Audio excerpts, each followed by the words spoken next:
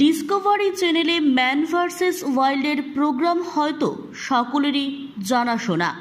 Man versus ওয়াইল্ডের বিয়ার গ্রিলসকে সবাই চেনেন, আর তিনি প্রতিকূল পরিস্থিতিতেও যে কোনোভাবে নিজেকে সামলে নেওয়ার ক্ষমতা রাখেন।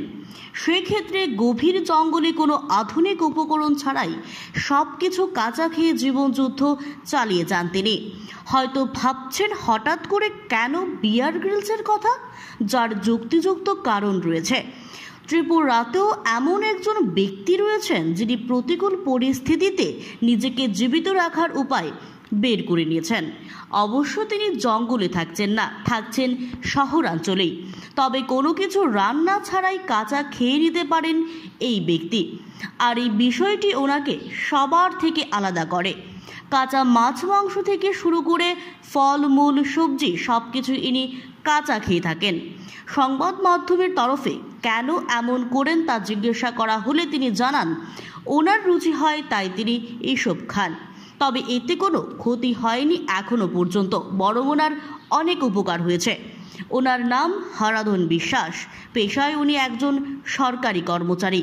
তবে কাঁচা খাবার খাওয়া ওনার অন্যতম আলোচিত বিষয়, যা জনসম্মুখে তুলে ধরার চেষ্টা করছেন তিনি।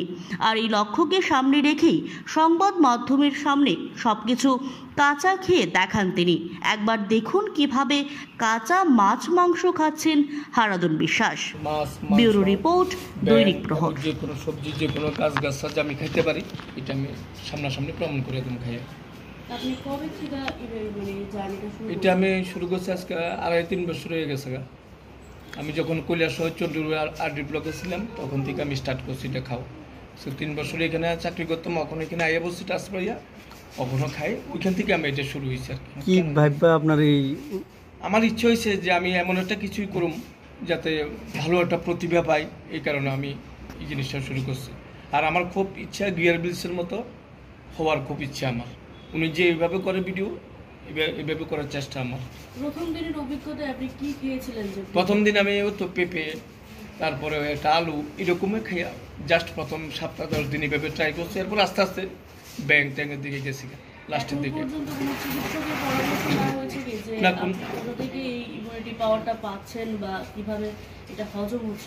আমি কোনো ডাক্তারের কাছে কোনোদিন গেছি না, আমার কোনো সমস্যা হয় না দীক্ষা গেছি না, যাই না ফিউচারে কি হইব, কিন্তু কোনো সমস্যা নেই। আমি যা খাই তা আমার হজম হয়ে যাবে। এখন পর্যন্ত বিষধর বা বিষাক্ত কি খেয়েছেন? ও তো ব্যাং, আরশোলা, কেঁচো, এতটুকু পর্যন্ত খাইছি।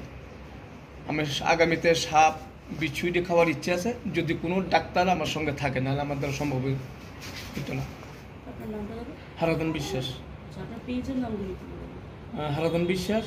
আর ইউটিউব চ্যানেল নাম হারাধন বিশ্বাস 76। বাড়ি আপনার? প্রতি স্কুলের সঙ্গে, সিদ্ধি আশ্রম স্কুলের সঙ্গে।